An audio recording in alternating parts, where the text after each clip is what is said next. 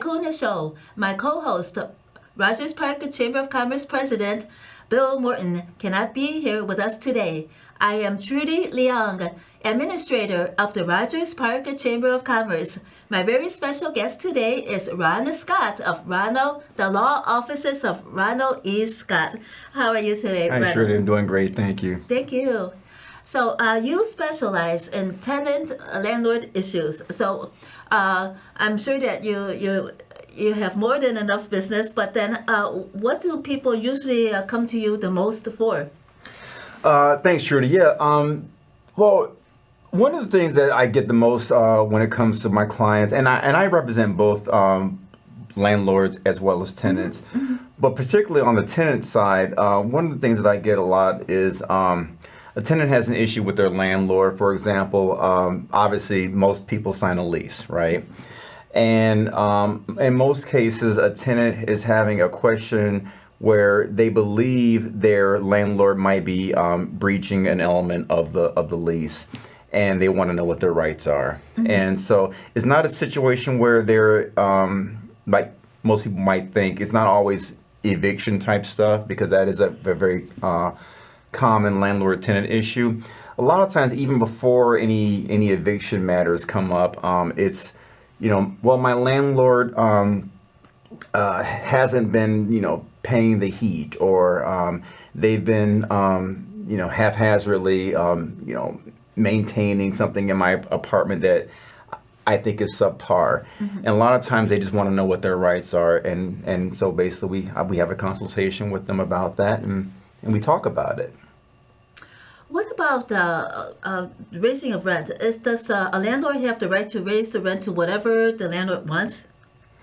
No, typically that is not allowed. Again, a lease is a binding contract, mm-hmm. and what after the lease is up, does the landlord have the right to raise it to whatever level he or she wants?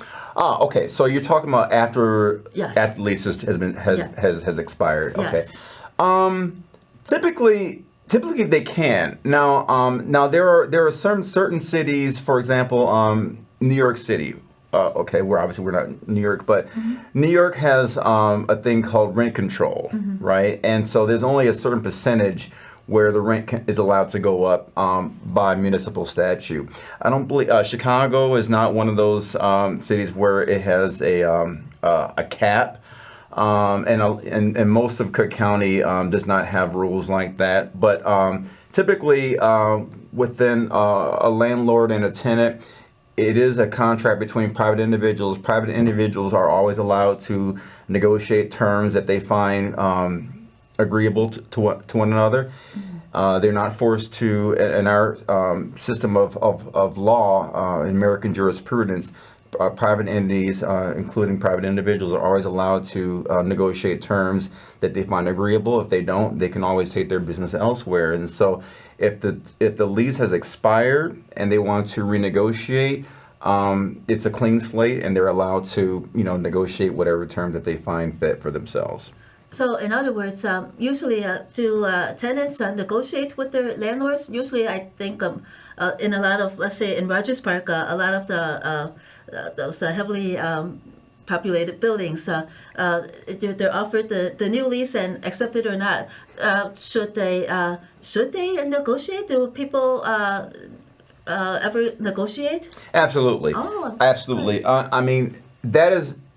Before you put your signature, your John Hancock, mm-hmm. on any contract, including a lease, that is your best time to negotiate, and not just for rent, to negotiate any terms. So let's say you're an animal lover and you really want to have a dog, or let's say, for example, you're in a position where you need an emotional support animal. You definitely want to make sure that that's in the lease so that there's no problems down the line. Mm-hmm.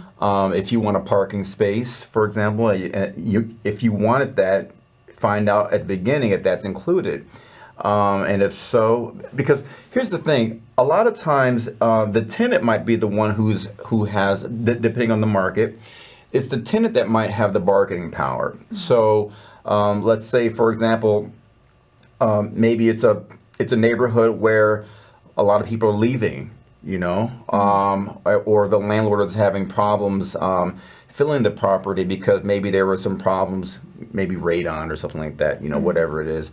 But the landlord might really be in the need to get more tenants in. And so in that situation, it's like more of a buyer's market. And so in that situation, the tenant has the bargaining power, and they should negotiate as much amenities as they possibly can. But you really want to make sure that you do that at the negotiating stage, because while it is possible to renegotiate certain terms of the lease midstream, it's not likely. It's only the landlord can do it, but it's not likely to happen if they don't want to. They're not required. What about condos? We had a friend that she invested her whole working savings into that condo, and then somehow the board voted to sell, and then she didn't have a say in it until too late, and then she didn't. She ended up losing it at a very below market price, or it wasn't a fair price. So what about in those situations? Yeah, so that's it. That is interesting. So I don't do a whole lot of condominium law, but I will say, as a former condominium owner myself, a lot of times the bylaws is what's really going to control in those situations. One of the things, and I know every case is different, right? Obviously, there's case-by-case situations when it comes to condo law. But one thing I will definitely say about condo law is you want to make sure that you have a very firm understanding of the bylaws before you purchase that condo. Normally, your real estate broker, the ones who's negotiating the closing on your behalf, is going to make sure that you get those bylaws well in advance, so that, because it's not just the property itself that you're investing in, you're also investing in your way of life in terms of, your neighbors, the other condo owners, how much they have control over your life, because that is a possibility, because normally most condos are, they're one corporation. And so as such, they do have a little bit of control over your legal interests when it comes to that. And so you definitely want to make sure that you read the bylaws. And I know you didn't ask about this, but one thing I always make sure I tell people when it comes to, because I used to do closings back in the day. One thing that you always want to make sure is that if there's any type of repairs that the condominium is considering, right? You want to make sure that you get the meeting minutes for the last 12 months, so that you can see what considerations that they've been doing, that they've been considering, any changes. For example, we need to put a new boiler in. It's going to cost us $50,000. Well, you don't want to buy that condo and then be have that hung over your neck as soon as, like, basically within 2 months of you moving in. So And that happens sometimes too. it happens a lot of times, and so that's why I always say make sure you read you get a hold of those minute meetings of those, because every condo board has to have regular meetings as part of the corporation setup. Every month or something like that? And it doesn't have to be necessarily every month, but they have to be regular, and they have to be stated in the bylaws how often they have those meetings. So when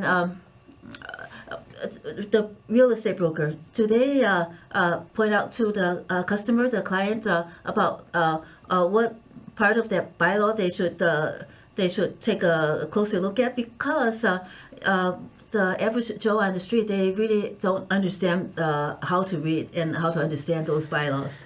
Well, that's exactly right. In addition to having a real estate broker do that, preferably you would also want to have a closing attorney. Now, I'm not saying every closing attorney is going to go through the trouble of making sure that you understand what your bylaws are. That's something that maybe maybe a real estate attorney that you've had a relationship in the past would do. More so to make sure that, because then you've got a more of a investor relationship with that attorney. A closing attorney, their main focus is to make sure that you understand the closing documents that you're signing, because there's a lot of them. There's a lot of them, including obviously the loan documents and whatnot. But yeah, you definitely want to make sure that you have representation, because especially when it comes to buying property. Hopefully you plan on being there for at least a good 5 years, if not longer. So you're invested, you're on the hook. You want to make sure that you know what you're getting into. So when you, let's say you get a copy of the bylaws into your hands, is there something that, what do you see that are red flags that maybe some advice that you could impart to our viewers about red flags in those bylaws? Well, I'll give you an example. Although you don't see this a whole lot in the city of Chicago, there are, let's just expand it to maybe like Cook County in general, like the suburban areas. You'll have a lot of HOAs, which are homeowners associations, right? Isn't that the same as a condo board? It can be. It can be. It usually is. A lot of times it is matter of semantics. But particularly homeowners associations are, well, historically, they were actually founded because they wanted to kind of control what kinds of people were moving in. And there's kind of a shady history in our country when it comes to keeping certain people out of certain neighborhoods, right? So we want to make sure that obviously that there's nothing in those bylaws, homeowners association, that are either egregious, they don't break the law, they're not discriminatory, for example, right? So those are certain things that you can definitely want to look at. And HOAs are sometimes like gated communities. Those would be HOAs. Yeah. And then let's say they are discriminatory. You find something, but okay, so you don't. But maybe now that somebody's watched our program, they go into the bylaws and they do see something. Let's say there's somebody that sues that HOA. Then is the person that didn't read it before, would that person also, homeowner, also be responsible for, let's say, if the HOA is found guilty? Are you talking about if the other homeowners in an association are found? Probably, because some people just don't read everything, and then now that we're talking about it, maybe they go into the bylaws and, oh my gosh, never realized that there was that in there. Yeah, I mean that has happened before, and that's why it's really imperative.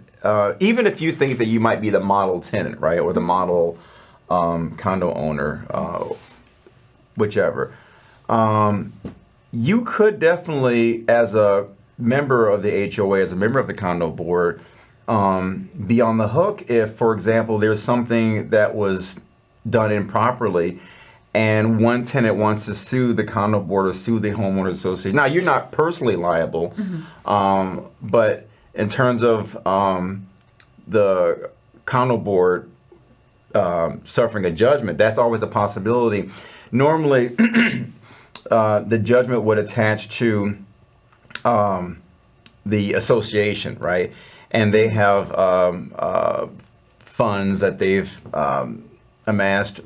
They always have to keep certain funds around for not just for repairs, but also in case there are judgments of that nature. And so, it is possible that that could affect you, because it could end up raising your fees every month. If they're usually when you're a condo owner or you're a member of a homeowners association, you have to spend. There are fees associated every month, right?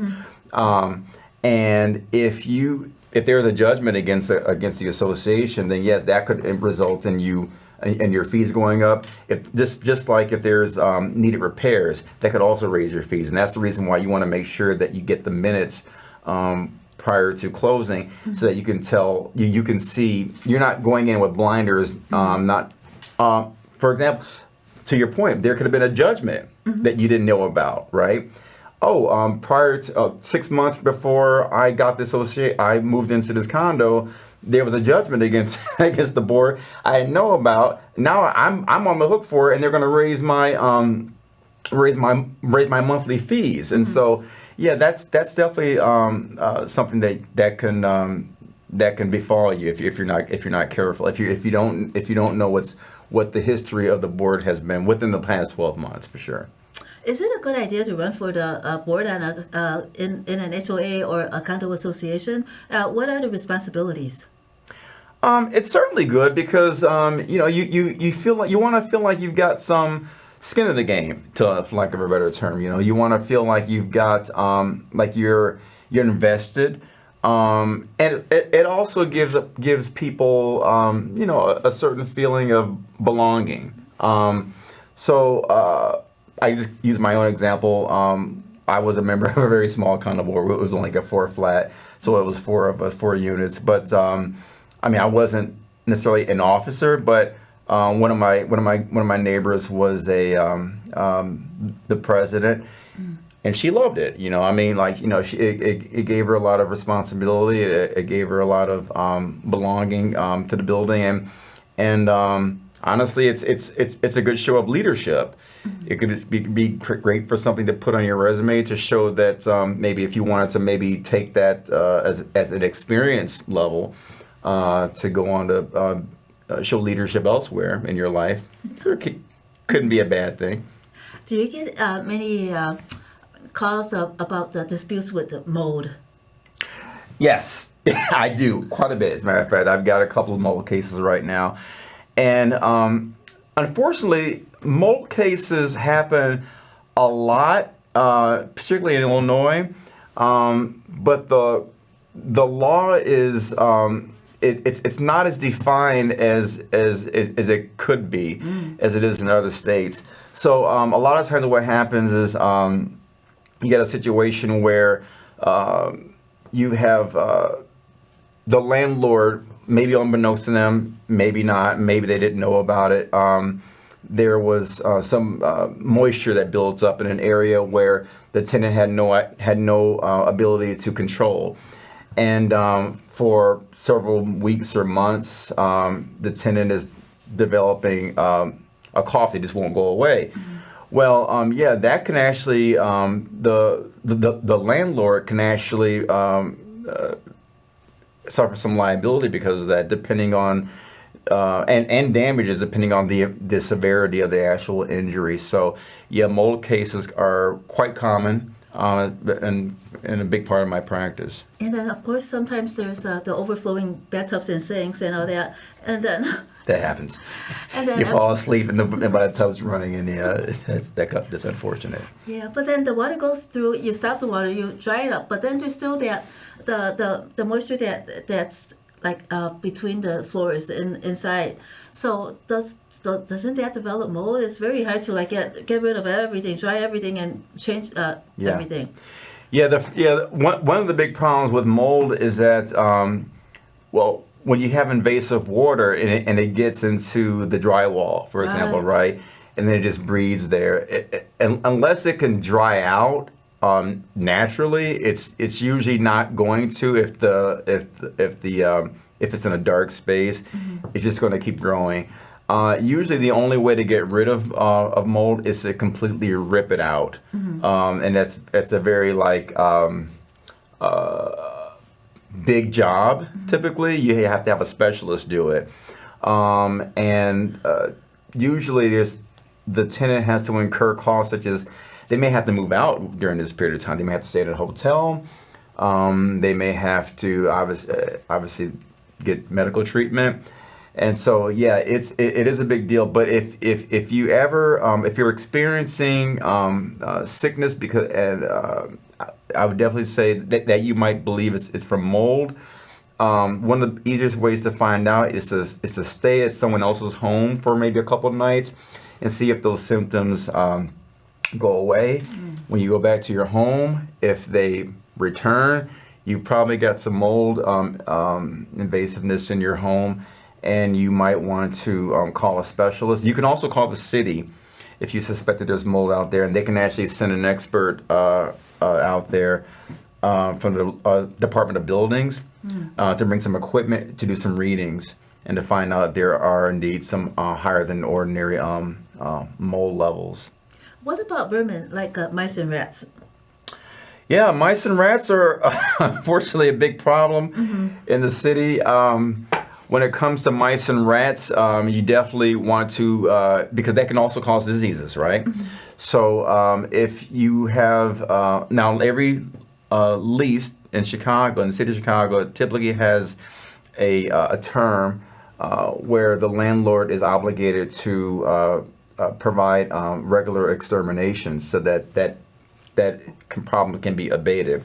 Now, if you do have mice and rats, then and the landlord has taken efforts to get rid of them, but they're not sufficient, then that's when you need to call me or call the city building department and make a complaint. You can always make a complaint. You don't always have to call an attorney first, but certainly you can call me and discuss your rights. And normally what I would do in a situation like that is I would write a letter to the landlord, because not everything has to start off with litigation. You don't just have to run to the courthouse right away. Right. You can also just write a letter. Usually a letter on attorney letterhead is usually enough to get a landlord to act in their proper capacity pursuant to the lease in order to preserve your client's rights. But we have a friend. always. I think she mentioned that she has like 8 rats. She probably knows each one of them in her apartment. So,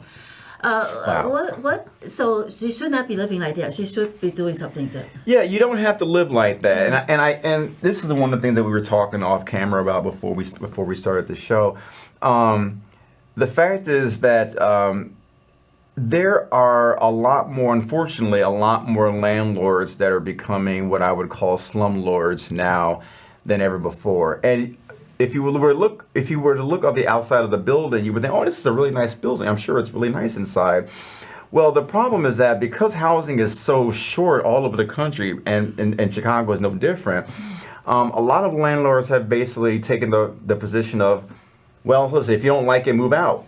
I mean, and it's sad, but yeah, they've not saying all that. So there are a lot of really great landlords, very responsible landlords out there, but unfortunately, the amount of landlords that have become what I call slumlords, who have basically taken a very laissez-faire aspect of providing a clean, healthy home for their tenants, that's gone up, and so.